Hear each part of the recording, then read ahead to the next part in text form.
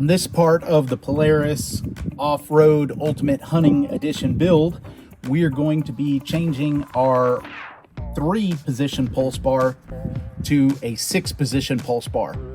Now, I don't know why Polaris didn't just put the 6 in here, because the holes for where it mounts up are all the same, but either way, we're going to go ahead and get rid of this 3 and upgrade to a 6. It's pretty cool how these things work. Let me show you. So underneath this cap, there is a 40 amp fuse, and there's 2 connections, positive and negative. There's 3 positions in each one of these pulse bars.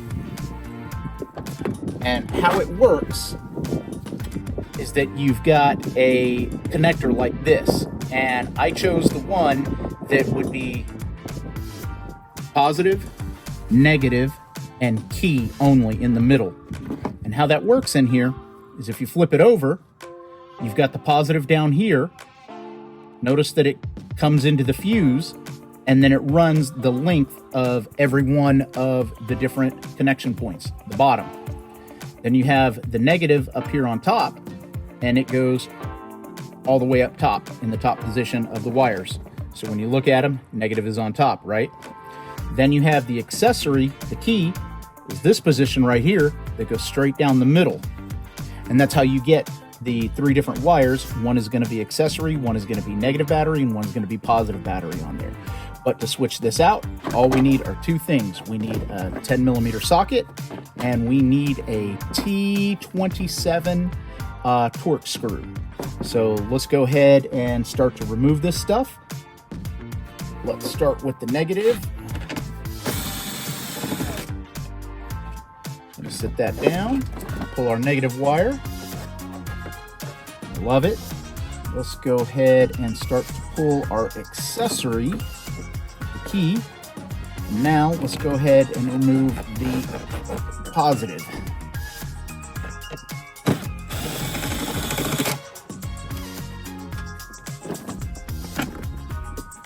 Let's move that out of the way. All right, now we got to get the actual pulse bar out. Let's use our T27 Torx and go right here. 1,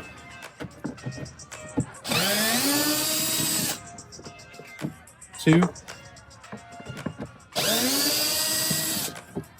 3, and 4. As we could see, now this has only got a 25 amp max fuse on here. Remember, you have more positions on the other one. That's why it's got a higher fuse on it, but it works exactly the same. Positive runs through the fuse down the bottom, keyed runs right through the middle, and negative runs right through the top. So same thing. Remember, if you do take the boot off of this, go ahead and slide it back on, and you have to put it on before you put it on here, because this slides over this little area right here, just in case you take it off to look at it, but so that slides on to hold it in place. This lines up like that. So it skips these 2 and moves down here. Let's go ahead and start the first 2. T27.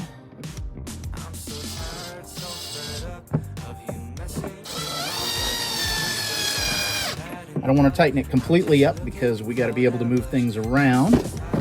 Down here and right there. Oops, missed it.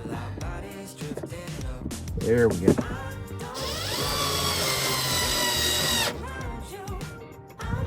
Now, stick over here.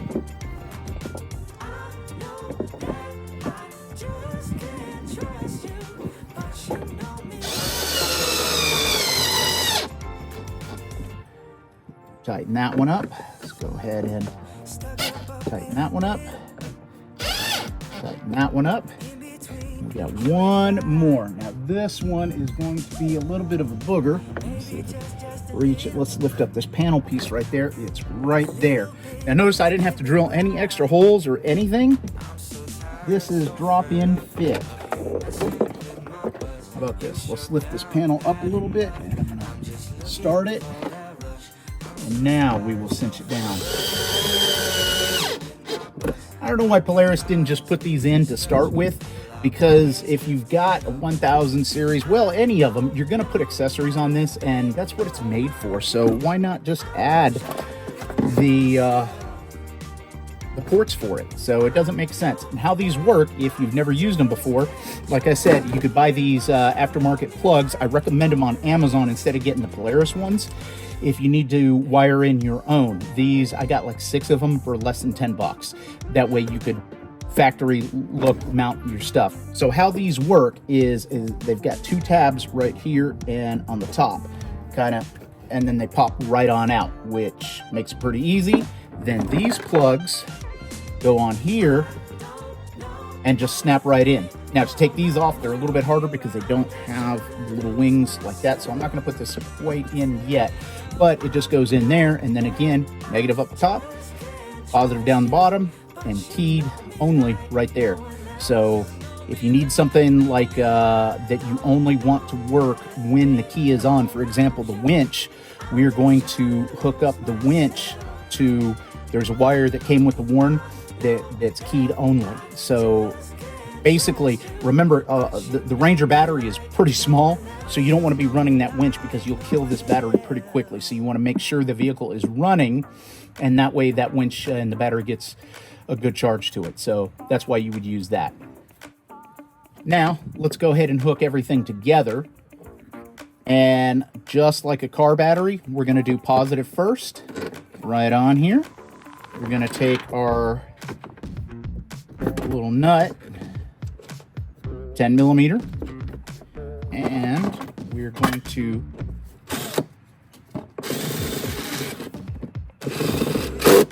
cinch it in place. And then we're going to take a little boot and cover that. Helps make it just a little bit more waterproof. Now we're going to take our accessory wire and go ahead and shove our accessory wire in there. I like it. Now let's go ahead and connect our negative.